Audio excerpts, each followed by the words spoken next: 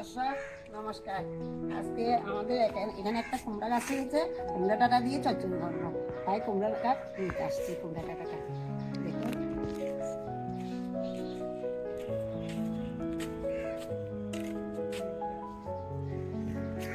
আমাদের প্রত্যেক বছর একটা একটা কুমড়া শাক খাই। এখানে এখানে বড় পেঁপে গাছ ছিল দুইটা, ওগুলো পড়ে গেছে, অনেক বড় বড় পেঁপে।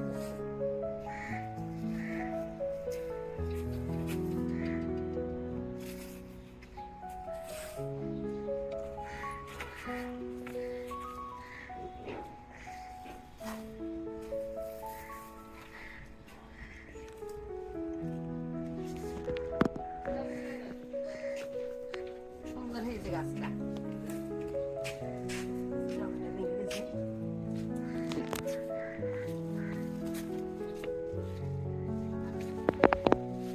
কখন আসছো? দেরি করে একটা বলি নিয়েছি আমার প্রয়োজন মতো। এখন আমি যাচ্ছি, কুটা বাচ্চা করে নিব, রান্না করবো, দেখবেন, সাথে থাকবেন।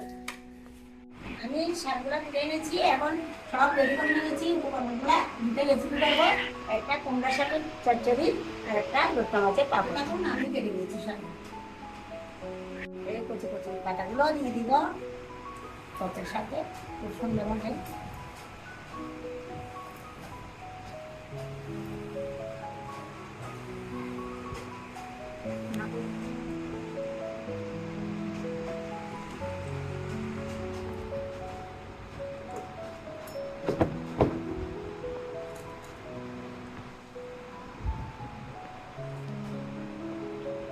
দিচ্ছি একদম নরম, খুব সুন্দর। প্রত্যেক বছর একটা একটা শাক পাই আমাদের।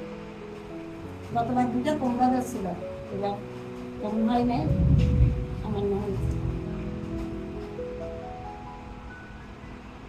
খুব গরম পড়ছে কদিন, এখন হঠাৎ করে বৃষ্টি নামছে, খুব ভালো লাগছে। বৃষ্টিগুলো পড়লে একটু ঠান্ডা হয়েছে দিতে পারে।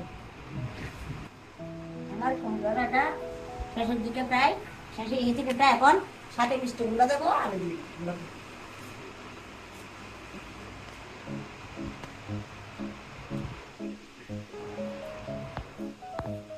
আমার আলু কাটা হয়ে গেছে, সামান্য মিষ্টিগুলো দিব করে দিব।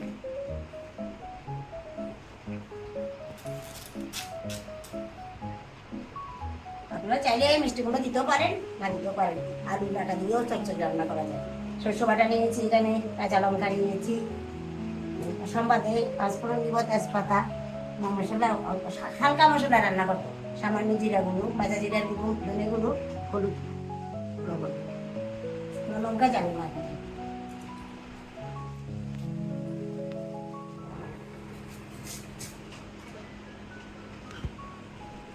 আলু ডাটা সব লম্বা লম্বা করে দিয়েছি, তার জন্য মিষ্টি কুমড়াটাও লম্বা করে দিয়েছি।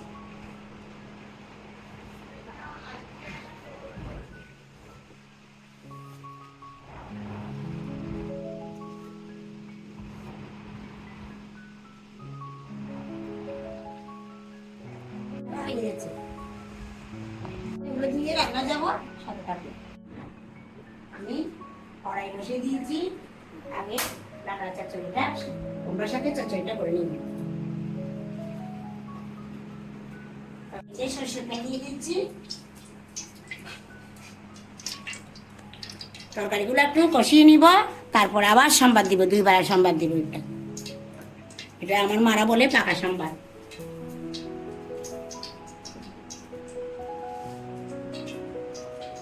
হয়ে গেছে, আমি প্রথমে আলুগুলো দিয়ে দিচ্ছি।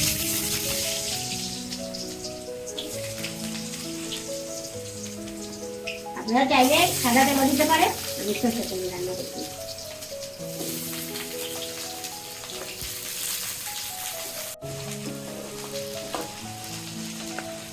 সামান্য ভাজা হয়ে গেছে, আমি এখন কুমড়াগুলো দিয়ে দিচ্ছি।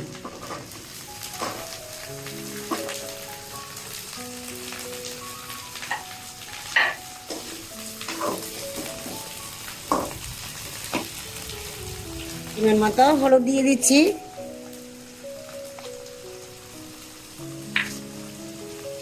পরিমাণ মতো লবণ দিয়ে দিচ্ছি।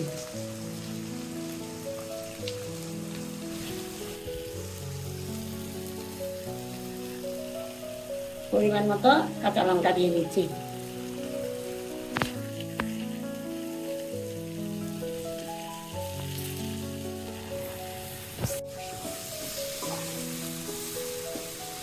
আর কুমড়া আলু ভাজা হয়ে গেছে, এখন আমি কুমড়া শাকগুলা দিয়ে দিচ্ছি।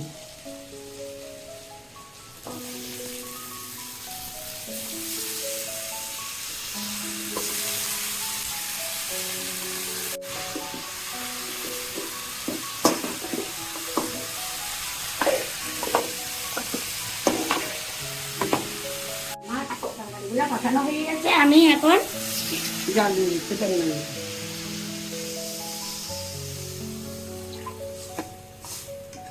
ঢাকা দিয়ে রাখছি। এটি হচ্ছে, আমি এদিকে বেসনগুলো করে নিই। বেসন দিয়ে না, অবশ্যই ময়দা দিয়েছি, চাল গুঁড়া দিয়েছি, এখানে কালো জিরা দিয়েছি। বেসন আপনারা চাইলে দিতে পারেন, আমি দিই নাই। চাল গুঁড়াটা দিলে মচমচ হয়। সামান্য পরিমাণ লবণ দিয়ে দিচ্ছি, সামান্য হলুদের গুঁড়া দিয়ে দিচ্ছি,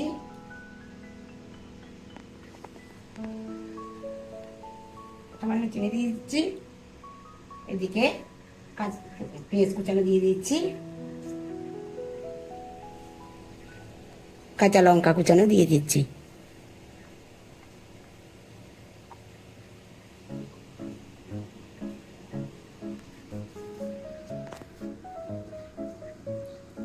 আমি সামান্য পরিমাণে জল দিয়ে মেখে নিচ্ছি, ব্যাটারটা বের করে নিচ্ছি।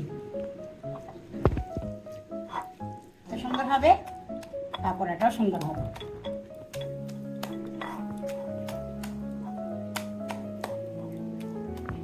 এটা রেডি হয়ে গেছে, এখন আমি মাছের মধ্যে কিছু সামান্য মশলা দিয়ে দিচ্ছি।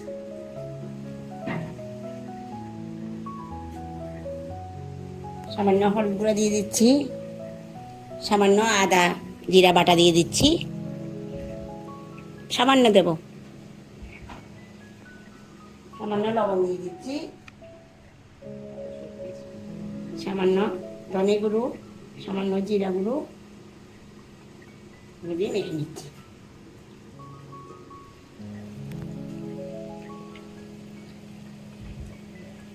তুলে নিচ্ছি।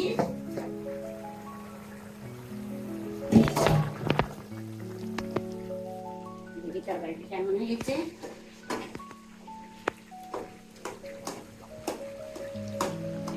পরিমাণে চিনি দিয়ে দিচ্ছি।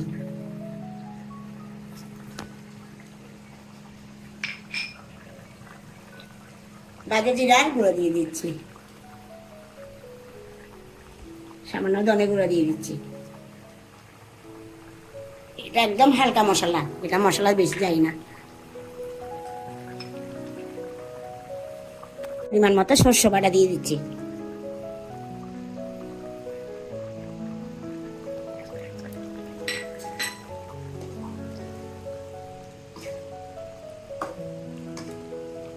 এটা লো আঁচে একটু হোক, আমি পাকোড়াটা করে নিচ্ছি। আমি তাওয়ায় সাদা তেল দিয়ে দিচ্ছি, আমি পাকোড়াগুলো করে নিচ্ছি।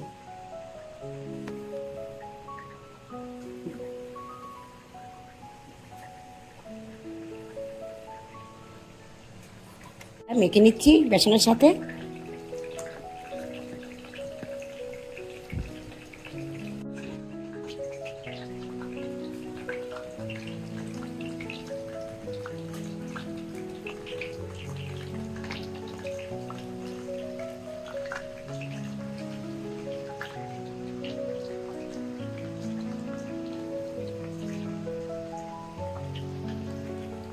এখন সম্পাদে দিয়ে দিচ্ছি,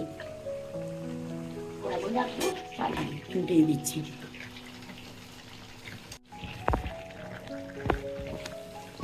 কড়াই গরম হয়ে গেছে, আমি সম্বাদের জন্য সরষের তেল দিয়ে দিচ্ছি পরিমাণ মতো। এটা আমি 5 ফোড়ন দিয়ে দিচ্ছি, তেজপাতা দিয়ে দিচ্ছি,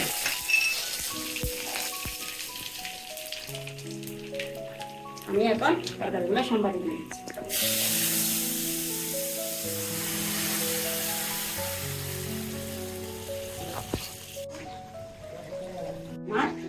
শাক রেডি হয়ে গেছে, আমি এখন নামিয়ে নিচ্ছি।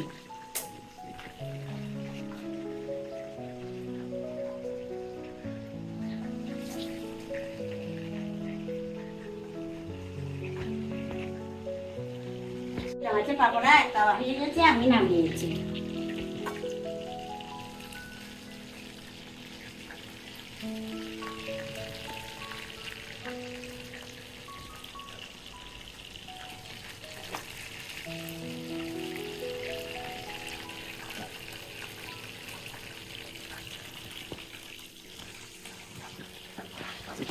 দিয়ে দিচ্ছি।